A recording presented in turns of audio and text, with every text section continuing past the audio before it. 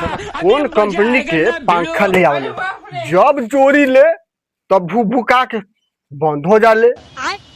वही बेर सरवा गेलक बुलाए मिस्त्री के, लेकिन साला आवो कहला अभी ये कहला हला कहले बारा बुला के लिए मिस्त्री के।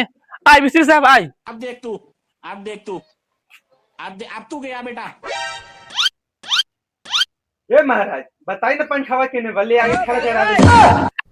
अरे सर इतना बड़का पंखा बा तोरा लौकत नहीं खे, साला के आनर पानर के कहां से बुला के ले ले साला रे केने बाय रे। का मिस्त्री साहब अपन लौकत ना बा, उ का पंखा है पांच हाथ के मेरे से मुझे बुढ़ाट बाप से सुनने वाली उ साला बोका बा रात भर खेल खेले हमें। सरऊ है बोका कहला पैदा करके 5 हाथ तक कर दलियो। हमरा बोका कहला बाप रे बाप लजले बहन चो बाप बेटा में नखे पटे सबरे सबरे सरल सरल सरवा से गाड़ी देवता।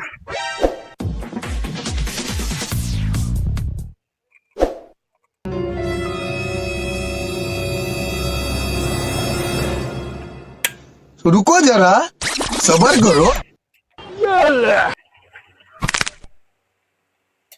देखले लाड़ वाला पैसा लो हम जाऊ घरे। अरे कतना भेल 5000 ये फंस गया सी बेटी को न बता रोक रे मार गली रे सारा मार गली रे सारा।